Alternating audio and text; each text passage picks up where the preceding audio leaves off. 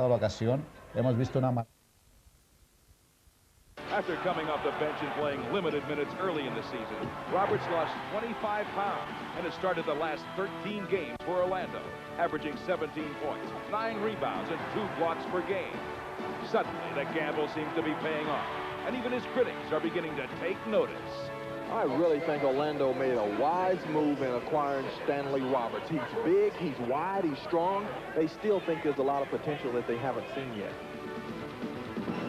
From someone who's just starting out in the NBA to one who's been around a while, we focus on Chick Hearn in this week's news, notes, and quotes. Last week, Chick broadcast his 2,500th consecutive game for the Lakers. And for Chick, there have certainly been some memorable moments. And that would be second place now in the assist department. That ball hit me right in the head. It's crunch time, and you really feel that. I mean, it's a lot of things. See those hands? Yeah, hey, Chick, that's good. I told you you should be out there. A player with truly great hands was Knick legend Dick McGuire, who this past Saturday had his number 15 retired at Madison Square Garden. For him to not be in the Hall of Fame is a mortal sin. My brother Dick distributed the ball before people understood distributing the ball. Finally, the Cleveland Cavaliers will have to do without starting guard Craig Elo, who suffered a knee injury and likely will be sidelined until the playoffs. Coming up on NBA Action, an inside look at life in the paint. Everything good happens in the paint. And we'll count them down as we take a look at the top 10 plays of the week in our courtside countdown. Liddell with the alley-oop, and it goes right in the basket. Incredible! This week, the dynamic floor leader of the Golden State Warriors holds court. Shot clock at 3. Hardaway for 3. Jump shot away. Good!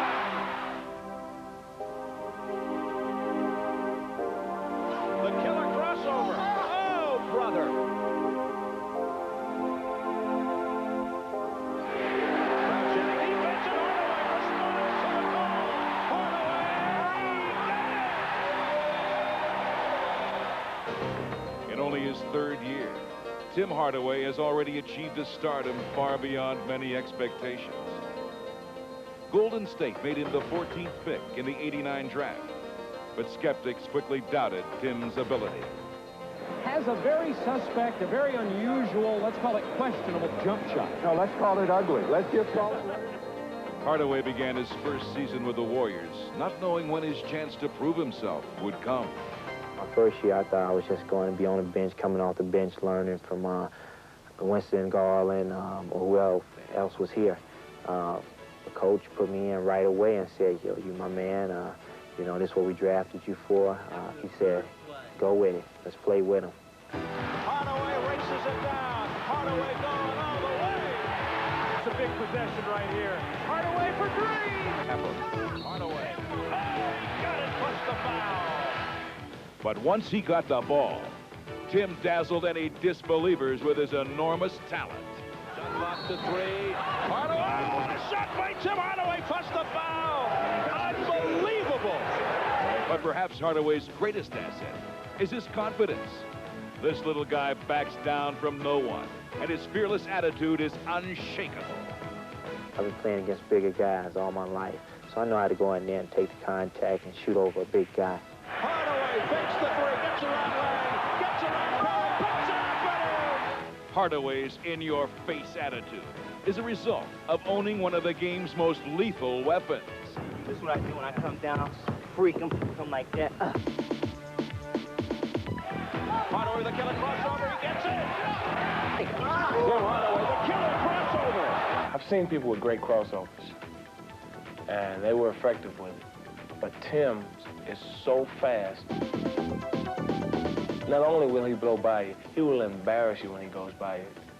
Here's Tim Hardaway behind the back. Oh, he spins and scores. And don't think Hardaway doesn't enjoy it. That's what I like to do when I'm out there on the court, just have fun and laugh and trick people and make good passes and stuff like that. Oh, wow. Going bad. Got this one in bad. Hardaway's got it. Warriors by 15. Playing the game with an energy and flair all his own, Hardaway truly is one of a kind. Here's Hardaway. The outside. And it counts. Tim Hardaway.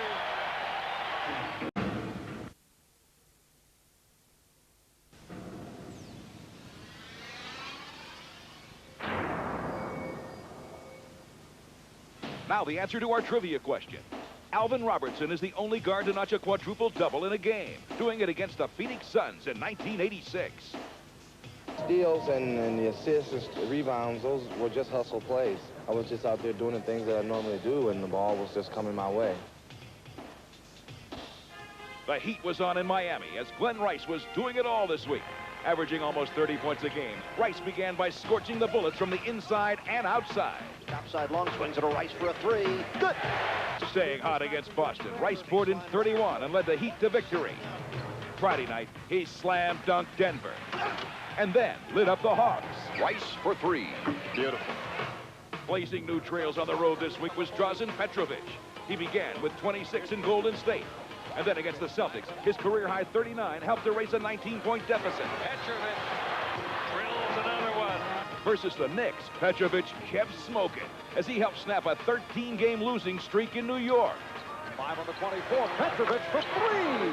Perhaps the hottest player this week was the Lakers' Sedell Threet. Against the Knicks, he just couldn't miss, beating New York at every opportunity and notching a career high. Something has to be done about this man. Threet again. He has 42. And in Atlanta, Threet soared past the Hawks. Hawks trying to put early pressure on, and Sedell Threet goes all the way. Sedell took his shooting touch into Cleveland for this week's marquee matchup. And spearheaded by their floor leader, the Lakers were looking to continue their winning ways on the road as they jumped out to an early lead. And there you see Sedell go to work. But Cleveland, tough at home, surged ahead in the first quarter behind some precision passing. And in the second, they built on their lead. Double team, ball squirts loose. A held to Terrell Brandon. He feeds it to Ferry. And Danny Ferry caps off the play. Countering for LA was guard Byron Scott, who was feeling it. Pure jump shooter. When he's hot, he gets real hot. Although Scott had 14 points at the half, the Cavs went into the locker room with a 4-point lead. Cleveland came out for the second half determined to mount a furious onslaught. AC stripped by Price. 3-on-2 Cavaliers with the fast break. Henry James spin move instead, and he got it to drop. Behind Mark Price's pinpoint passing, the Cavs lead grew to 13. And the desperate Dunleavy could only hope that Scott would continue to sizzle. Open man, Byron Scott. And the three is good. Now, in our inside look, we take you to where everyone wants to go, the paint. Everything good happens in the paint. You can get in that area, you have three options. You can either pass the ball, you can keep your dribble, or you can score. And there's nowhere else on the floor you can do that from.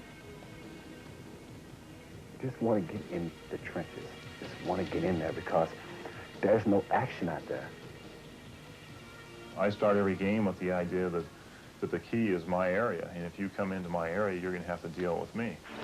Players of all shapes and sizes vie to control this crucial area because many games are decided in the paint.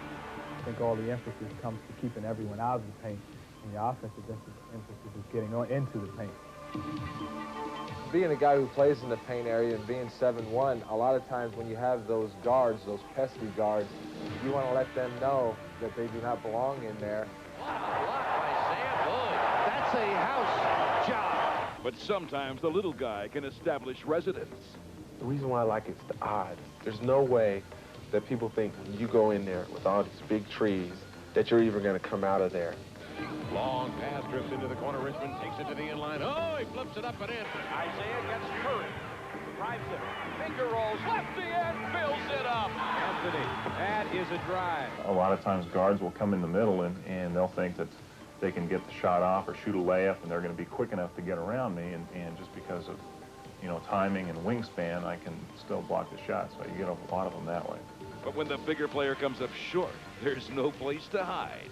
Regardless if I block 6 shots If he makes that one against me, they'll remember the one that he made, not the 6 that I blocked. So that's the mentality that a big guy has to have when you're dealing with the little guys down in the paint. For bruising big men like Karl Malone, the credo is simple. I don't think they got any business running across the lane and things like that. I think you have to let them know that, hey, this is where I live. For the game's most imposing players, life down in the paint is not for the faint of heart. You have to be physically and mentally tough to go down there. I want to get in there, get down there, get hit, and come out a winner. The paint now. Get ready for the week's most amazing action. Counting down from 10. 5, 4, 3, 2. In our courtside countdown. At number 10, Utah gets a rebound out of the blue. Edwards, that is. Oh, a nice reverse putback by Blue Edwards. Number 9, the Cavs' John Battle won this battle against Phoenix as he puts it up with a left hand. And he throws it up and in. What a tough shot by Battle, and he'll head to the line for 3. Here's a king and a prayer as Dennis Hobson hits this bomb from half court. And good! Three-pointer for Dennis Hobson from half court. Next, take a good look at this no-look dish from the Blazers' Danny Ainge. Yes, and it counts. A gorgeous pass from Danny Ainge to set up Buck Williams. And a 1-2 punch in Chicago as Jordan staggers the Celtics and Pippen delivers the knockout.